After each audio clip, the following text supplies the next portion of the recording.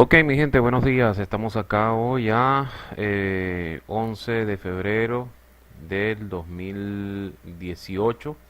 Estamos nuevamente por nuestro canal de YouTube. Bienvenidos a todos los nuevos seguidores de mi canal, los nuevos seguidores del blog y del grupo de Flight Simulator. Si no te has suscrito, por favor dale en suscribirte. Activa la casilla de donaciones para que me ayudes con cualquier tipo de contribución para mi canal, para poder seguir trayendo contenido al canal. Eh, Antes de pasar al tema, ya que este va a ser eh, el primer tema del año, ya que el video anterior fue un video solamente como para darle entrada. Hablar sobre las publicaciones. Recientemente yo había publicado en el blog el, el Fly Sim Lab, el 320 para FCX, Prepar y Prepar B4. Resulta ser que, bueno, el avión como tal como se muestra aquí en la imagen, yo lo había instalado, incluso lo había instalado en Prepar, pero el avión no corría. En FCX a veces daba un error, a veces daba otro error, nunca supe resolver el error. Hice de todo, instalé de todo, hice todos los trucos que se mencionan por internet y no hice funcionar el avión. Él lo selecciona todo, pero cuando le das a huele ya y carga, él da un error. Y en Prepar también, después que termina de cargar el escenario y todo lo demás, se sale del simulador. Así que decidí que mientras no ese avión no lo tenga, que esté corriendo bien, decidí quitarlo del blog. El PCS ripiado, ya lo probé, es funcional. No es la gran cosa, no es un Airbus la gran cosa, es un avión sencillito, de muy bajos recursos, que le sirven a personas que quieran volar Airbus, pero que no quieran jalar tantos recursos de cabina. Lo voy a colgar en el blog, ya lo subí a un link. Igual, igual el UFly, el UFly 737 con la actualización, también lo voy a colgar en el blog. Es un 737 más sencillo también. No tiene una virtual core muy detallada, es una virtual core mucho más sencilla, los instrumentos son un poco más sencillos, no consume muchos recursos como otros 737 como el de Milby, como el de Captain Sea. No es tan funcional como Milbys, ¿no? Pero por lo menos es mejor que tener un Team Mouse o tener un Aerosync, obviamente, es mucho mejor. Y eso los voy a colgar pronto en el blog para que la gente lo descargue. Y entonces vamos a ver eh, el primer tema del año, que es sobre el espacio aéreo, como les estaba diciendo la vez pasada, pero tuve que editarlo lo más posible. Es más, tuve que picar la presentación en dos porque es un tema muy largo y no quiero extenderme mucho con el tema en un solo video, y entonces preferí hacerlo en dos partes porque quiero primero hacer una parte que es la parte de la historia, de parte de cómo evolucionó todo eso, de lo que es las libertades del aire y todo eso, y después vamos a ver lo que es el reglamento del aire. Y en el reglamento del aire se establecen todos los diferentes tipos de espacio aéreo controlado, espacio aéreo no controlado, espacio aéreo tipo A, tipo B, tipo C, tipo D, tipo E, tipo G, etcétera, ¿no? Área de control terminal, vuelo BFR, reglas de vuelo visual o reglas de vuelo instrumental. Y después vamos a ver en qué parte de la ley aeronáutica civil venezolana se encuentra eso, en qué regulación aeronáutica se encuentra espacio aéreo y el reglamento del aire. Bien, entonces vamos a ver lo que es el espacio aéreo, ¿verdad?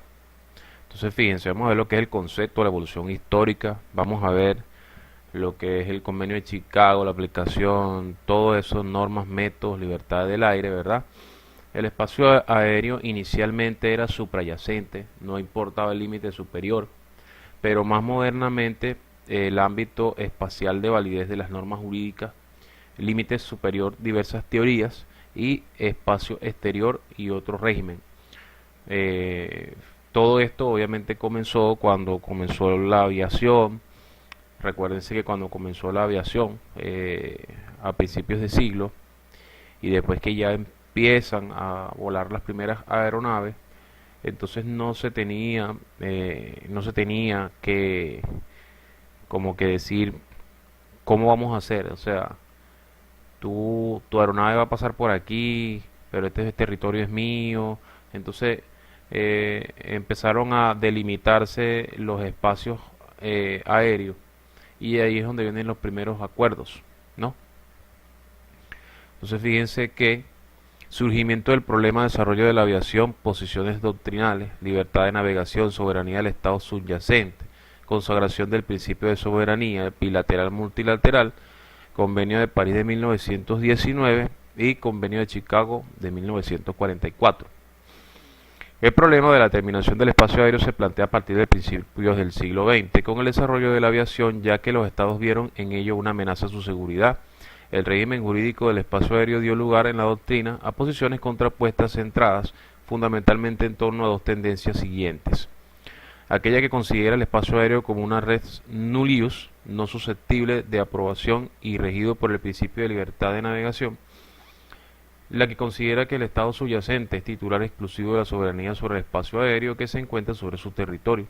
Sin embargo, la práctica internacional fue orientándose hacia el principio de soberanía, materializándose primero en convenios bilaterales, como el que concluyeron Francia y Alemania en 1913, por el cual se autorizaba de una manera provisional y sobre la base de la reciprocidad el sobrevuelo de aeronaves de cada país del territorio del otro, en el territorio del otro. Más tarde, ese principio de soberanía se consagró de forma multilateral, por un lado en la Convención de París de 1919 y por el otro en la actual Convención de Chicago de 1944. El Convenio de París, el primer principio sentado por el convenio fue del espacio atmosférico, ¿verdad? Participa en la condición jurídica del espacio subyacente. La atmósfera se halla sometida a la soberanía del Estado en la parte que cubre el espacio terrestre y las aguas territoriales, en cambio, es libre sobre alta mar. Pero el convenio introdujo algunas atenuaciones sin las cuales no habría sido posible el tráfico aéreo a libertad de paso en tiempos de paz. Recuérdense que el convenio de París se hizo después de que de que culminó la guerra y el Tratado de Versalles en 1918. El convenio de Chicago, el acta está constituida por un conjunto de instrumentos, un convenio sobre aviación civil internacional, que es el texto más importante, dos convenios relativos a los servicios aéreos regulares, 12 resoluciones y recomendaciones de orden administrativo, jurídico y técnico. El convenio de Chicago ha instituido la Organización de Aviación Civil Internacional, un organismo técnico encargado de elaborar las reglas de la navegación aérea. Está incorporada a la ONU en calidad de institución especializada. La Convención de Chicago establece en su artículo 1 que los estados contratantes reconocen que todo estado tiene soberanía plena y exclusiva del espacio aéreo situado sobre su territorio, y añade: a los fines de la presente convención se consideran como territorios de un estado las áreas terrestres y las aguas territoriales adyacentes a ellas que se encuentren bajo la soberanía, dominio, protección o mandato de dicho estado. El límite horizontal abarca, por tanto, la tierra, las aguas interiores y el mar territorial, ¿no? Fíjense que enmarca ahí, en paréntesis, mar territorial. Se estableció en la tercera conferencia de las Naciones Unidas sobre el derecho del mar y el nuevo convenio de 1982, mar territorial es igual a 12 millas. Respecto al límite vertical no se dice nada y subsiste todavía hoy en día la cuestión de delimitar dicha extensión vertical, o lo que es lo mismo, la delimitación entre el espacio aéreo y el espacio ultraterrestre, lo que no ha impedido que ambos espacios hayan sido perfectamente definidos respecto a su régimen jurídico: el espacio aéreo sujeto a soberanía estatal plena y exclusiva, y el espacio exterior o ultraterrestre dominado por el principio de no apropiación nacional. Entonces existe un espacio aéreo que es un espacio aéreo no controlado, que está más allá del espacio aéreo controlado por un estado. El régimen jurídico, clase de servicios, ¿verdad? Que los servicios vienen siendo los tipos de vuelos, que es lo que se conoce como los tipos de vuelo. En este caso, servicios no regulares tendrán derecho a penetrar sobre el territorio del estado subyacente o sobrevolarlo sin escalas, y al hacer escalas en él con fines no comerciales, sin necesidad de obtener permiso previo, a reserva del estado de derecho sobrevolado. Y servicios regulares, es decir, Los servicios aéreos internacionales sujetos a itinerario fijo, que son los que resultan de mayor trascendencia por los intereses comerciales y económicos en juego, se dispone que ningún servicio de este tipo podrá explotarse en el territorio o sobre el territorio de un Estado contratante, excepto con el permiso especial u otra autorización de dicho Estado y en conformidad con las condiciones de dicho permiso o autorización, por lo tanto, soberanía absoluta. Entonces, servicios no regulares quiere decir, hablando en criollo, lo que serían los vuelos charter o lo que serían los vuelos de escala. Y los servicios regulares son los vuelos comerciales normales que tienen todas las aerolíneas. Es decir, un servicio no regular entre estados contratantes es, por ejemplo, que una aerolínea haga un vuelo a otro país para llevar, por ejemplo, un equipo de fútbol, ¿no? O pase por varios países para llegar a un equipo de fútbol. Eso es un servicio no regular. Por ejemplo, en mi caso, a mí me ha tocado muchas veces, no voy a decir que fue una sola vez, me ha tocado muchas veces ir en esos vuelos no regulares, pues, a llevar equipos de béisbol, a llevar equipos de fútbol, a llevar conferencias y cosas así. Y obviamente los aviones venezolanos, a excepción de ciertas aerolíneas que tenían aviones de gran fuselaje, por lo general los aviones venezolanos siempre han tenido aviones de corto alcance, tenían que hacer muchas escalas, tenían que hacer 2, 3, 4 paradas. Entonces, se para en muchos países, solamente se hace repostaje, se paga tasa y después se vuelve otra vez a volar, ¿no? Entonces, y los servicios regulares son aquellos servicios en donde ya las líneas tienen un itinerario fijo, ya tienen relaciones comerciales y hacen sus vuelos internacionales entre un país y otro, que son los vuelos que nosotros comúnmente vemos a diario. El convenio de Chicago, como ustedes lo ven ahí, ¿no? Que fue firmado en el año 44, aunque no entró en vigencia sino hasta el año 47-48, debido a la Segunda Guerra Mundial. Al principio habían pocos países que lo estaban firmando, ¿no? Después de la guerra se unieron muchos más países. Está establecido en 4 partes, sobre la navegación aérea, sobre la OASI, sobre el transporte aéreo internacional y las disposiciones finales, pero en este caso solamente vamos a ver lo que es la parte número 1, ¿no? Entonces, viendo el artículo número 1 de el convenio de Chicago, se establece que se reconoce o declarativo cada estado plena y exclusiva, no existe una zona o franja excluida, el estado puede regular su uso. Espacio aéreo situado sobre su territorio se puede interceptar y obligar a aterrizar una aeronave extranjera, no poner en peligro las vidas. En el artículo 2 se establece lo que es el territorio, el dominio, la protección, el mandato, compatibilizarlo con derecho del mar, no paso inocente, estrechos, navegación internacional, derechos de paso en tránsito. Todo esto está establecido en el artículo 2. En el artículo 3 habla sobre aeronaves civiles y de estados. Entonces, aplicación solo a aeronaves civiles, cuales se consideran taxativas, autorización especial para las aeronaves de Estado, seguridad de las aeronaves y reglamentos para ello, y nacionalidad, registro y tipos de aeronave. Aquí es donde entra lo que es la matriculación de las aeronaves y todo lo demás. El artículo 4, uso indebido de aviación civil en el espionaje y etcétera. Y el artículo 5, derecho de vuelos de servicios no regulares sobre vuelo a escalas técnicas no comerciales, reserva de los estados de exigir aterrizaje, ciudad con regiones inaccesibles. Pasajeros, correo y carga por remuneración o alquiler deberán someterse a los escritos en el artículo 7. El artículo 6 habla sobre los servicios aéreos regulares, permiso especial, autorización y de conformidad con la autorización o permiso. Y por acá tenemos lo que es transporte aéreo regular, código artículo 111. El concepto es aquel que realizan entre 2 o más puntos ajustándose horarios, tarifas, itinerarios predeterminados y de conocimiento general mediante vuelos regulares frecuentes que pueden reconocerse como sistemáticos. Después tenemos el artículo número 7, que es negar a las aeronaves el cabotaje. 8, aeronaves sin pilotos. 9, zonas prohibidas. 10, aterrizaje en puertos aduaneros y prevención de enfermedades.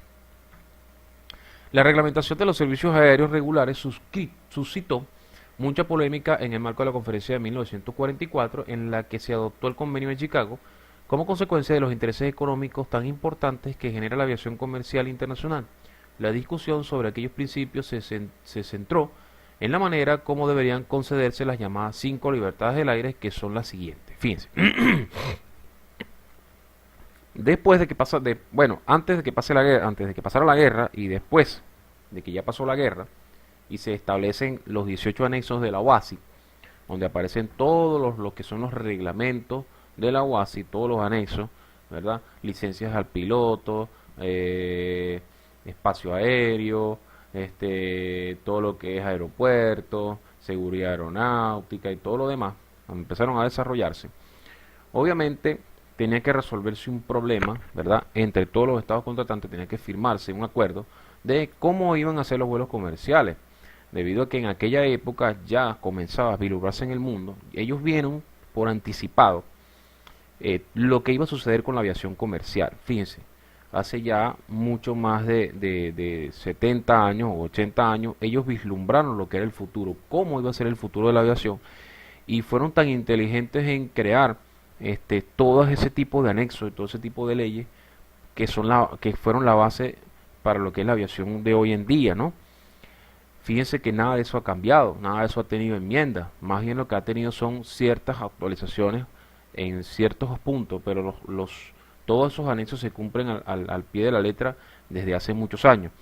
Con los años surgieron convenios que se fueron añadiendo al convenio de Chicago, ¿no? Como los convenios de seguridad aeronáutica, el Pacto de Varsovia y todo ese tipo de convenios que surgieron después, pero en principio todos los anexos se cumplen hasta hoy en día.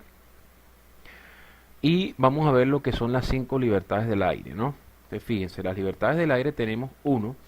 La primera libertad es sobrevuelo sin aterrizaje, es decir, pase inofensivo, facultad que tienen las aeronaves de un estado de sobrevolar el territorio de otro sin aterrizar. Es decir, yo voy de un punto A a un punto C pasando por el territorio del estado B, pero sin aterrizar, ¿no? Después tenemos la segunda libertad, que es escala para fines no comerciales, que es escala técnica. La segunda, que es la escala técnica, facultad que tienen las aeronaves de un estado de aterrizar por motivos no comerciales para reparaciones y abastecimiento de combustible. Es decir, yo voy al C, pero hago una escala en B. Entonces, esa es mi segunda libertad.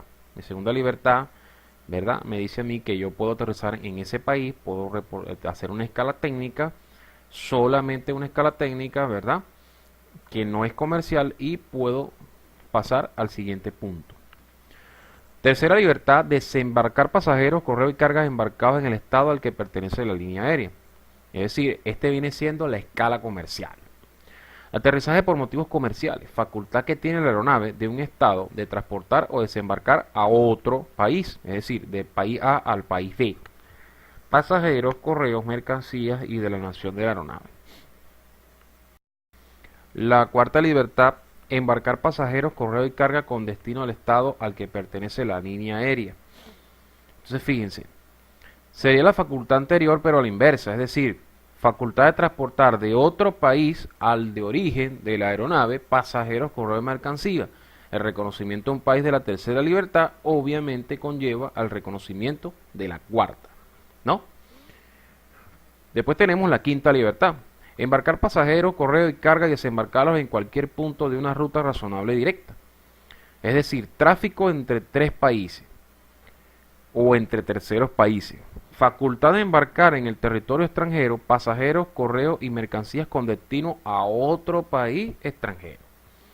Entonces, fíjense, yo puedo aterrizar en ese país y en ese país yo puedo embarcar pasajeros que van para el país C. Ese viene siendo la quinta libertad. Hasta el año 1944 y durante muchos años solamente existían 5 libertades, ¿no? Ya la quinta libertad es lo que se llama cabotaje. Ese es el cabotaje, ¿no? Después se aplicaron otro tipo de libertades que van más allá de la quinta libertad. Estas son las 5 libertades primordiales, obviamente. Ya las otras ya son más por convenios, son más por convenios comerciales. Entonces vamos a ver las otras libertades que existen. Aquí se muestran otras libertades anexas que se incorporaron a través de los años. La sexta libertad, Embarcar pasajeros, correo y carga de un país y desembarcarlos en otro a través de la realización de una escala en el estado al que pertenece la línea aérea también se enuncia como más allá del estado de la línea aérea. Entonces fíjense cómo funciona esta sexta libertad. Es decir, fíjense, la línea aérea pertenece a un estado A, ¿no? Entonces fíjense, él está saliendo obviamente de un país, pero él va a hacer una escala en otro, él va a hacer un vuelo a otro país y obviamente él realiza una escala en el estado al que pertenece la línea aérea, en donde recoge mercancía y después va y la lleva a otro país. Esa es la sexta libertad. Después tenemos la séptima libertad. Embarcar pasajeros, correo y carga y desembarcarlos sin que la ruta respectiva o la ruta respectiva incluya una escala en el estado al que pertenece la línea aérea. Entonces fíjense, esto es como por ejemplo, supónganse, fíjense, la aerolínea pertenece al país A, pero el avión va a recoger pasajeros o el vuelo va a salir es de un país B que va para un país C. Entonces fíjense, embarcar pasajeros, correo y carga y desembarcarlos sin que la ruta respectiva incluya una escala en el estado al que pertenece dicha línea. No hay escala desde ahí, es decir, no está saliendo desde el país A. Es decir, supongamos que la aerolínea es argentina, por lo menos aerolínea es argentina, pero tiene base en Perú y entonces el vuelo sale Perú-Caracas. Entonces la aerolínea es argentina, pero el vuelo original es Lima-Caracas, Caracas-Lima. Esa es la otra línea, la otra libertad. Después tenemos la octava libertad, también llamada de cabotaje consecutivo. Es el derecho que se acuerda a un estado para que sus líneas aéreas puedan realizar transporte de cabotaje interno en otro estado partiendo o culminando el servicio en el país al que pertenece la línea aérea. Entonces fíjense que esto es como un cabotaje consecutivo. ¿Cómo es un cabotaje consecutivo? Yo salgo de un destino, llego a otro, en ese país yo dejo pasajeros, recojo otros pasajeros que van para el otro destino, voy a ese país, dejo pasajeros y recojo pasajeros y así sucesivamente. Igual que y carga y todo lo demás. Entonces eso es un cabotaje consecutivo. Y después tenemos la novena libertad que se llama cabotaje autónomo. Es el derecho que se acuerda a un estado para que sus líneas aéreas puedan realizar transporte de cabotaje interno en otro estado. Es decir, es parecido a este, ¿no? Es decir, yo salgo de un país, llego a otro país y dentro de ese otro país yo hago una escala dentro de ese otro país. ¿Ves? Fíjense que dice A, B, B, B. Y aquí es al contrario, es decir, es el país del avión es A, pero el avión hace recorridos dentro de otro país. Es decir, hace vuelos internos en otro país. Entonces eso es un cabotaje autónomo.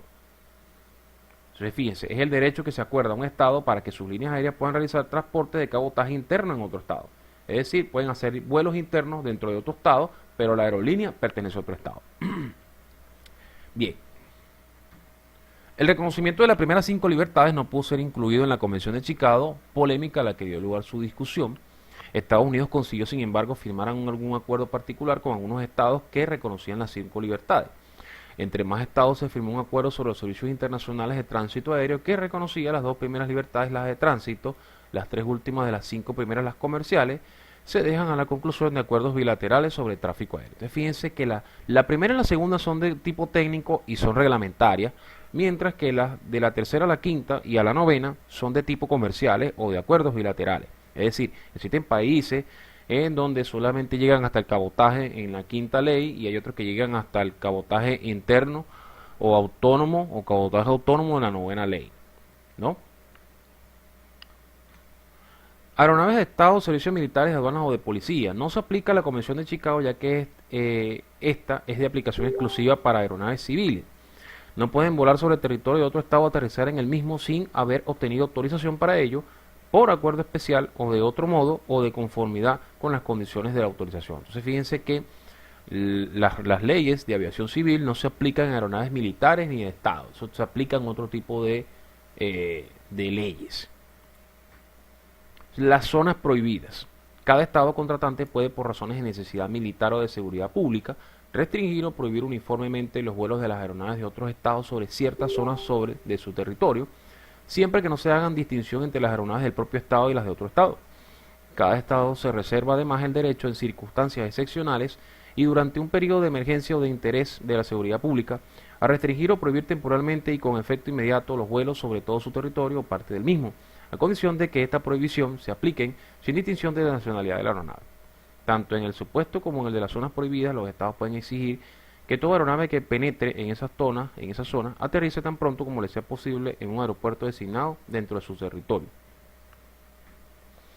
A este respecto, en 1984, con ocasión del derribo, el 1 de septiembre de 1983 por un caza soviético de una aeronave en Corea del Sur, por haber sobrevolado sin autorización el espacio aéreo de la Unión Soviética, se aprobó un nuevo artículo en el Convenio de Chicago de 1944, en el que se reconoce que los estados en ejercicio de soberanía tienen derecho a exigir el aterrizaje en el aeropuerto que se designe de una aeronave civil que sobrevuele su territorio sin autorización o si existieren bases razonables para concluir que está siendo utilizado para cualquier propósito incompatible con los objetivos de la Convención, debiendo con todo abstenerse de recurrir al uso de las armas contra aeronaves civiles en vuelo y en caso de interceptación no poniendo en peligro las vidas de las personas a bordo ni la seguridad de la aeronave.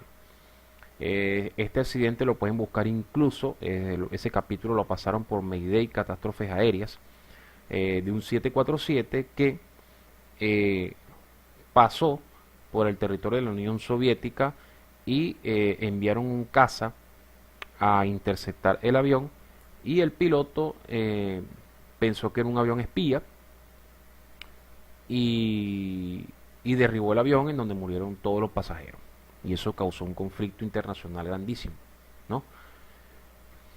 Nacionalidad de la aeronave y normas para facilitar la navegación aérea. Respecto a la nacionalidad se establece que la aeronave tendrá la nacionalidad del estado en que esté matriculada y no podrán estar válidamente matriculadas en más de un estado.